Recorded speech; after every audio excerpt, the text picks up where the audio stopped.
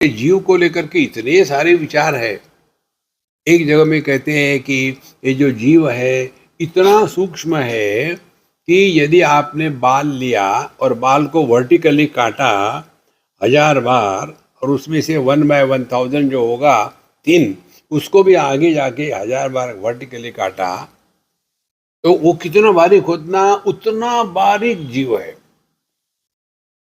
इसीलिए मेडिटेशन जो करते हैं ना,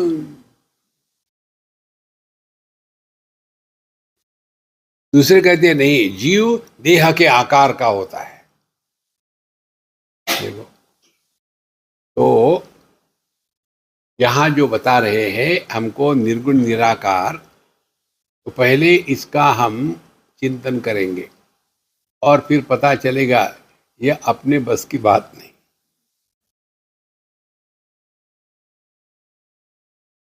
देखो, त्याग जब ज्ञान से होता है तब उसका प्रभाव होता है, जब त्याग अज्ञान से होता है तो दुख होता है।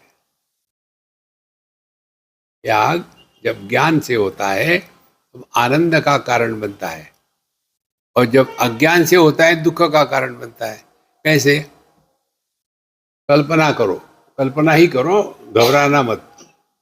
समझो आपने निर्णय ले लिया कि स्वामी जी को 1 करोड़ रुपए देंगे। कल्पना है, घबराना मत, स्वामी जी हम जाते हैं।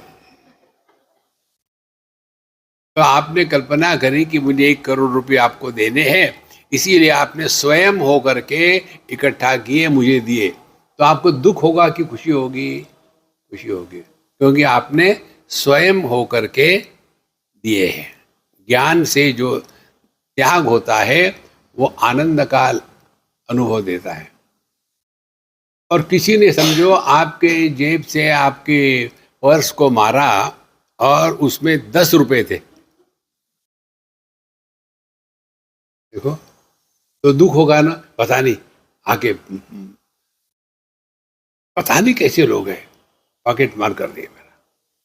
कितने थे उसमें? नहीं, ज्यादा नहीं, 10 रुपए थे। फिर काहे को रो रहे हो? सिद्धांत समझ लो। इसीलिए जब हम दुनिया का स्वयं होकर के त्याग करते हैं, और स्वयं होकर के त्याग केवल समझदारी से होता है, क्योंकि जो वस्तु नासमझी से निर्माण होती है वो समझदारी से ही हम उससे मुक्त हो जाते हैं। वो संतो, इसीलिए पहले हम ये चिंतन करेंगे, और ये चिंतन करते करते हमारा मन ये जगत के नाम रूप से धीरे धीरे उपरत होने लग जाता है। इसीलिए किसी को पकड़ो मत, पकड़ना ही है तो अपने स्वरूप को पकड़ो, नहीं तो गुलाम बन जाओगे।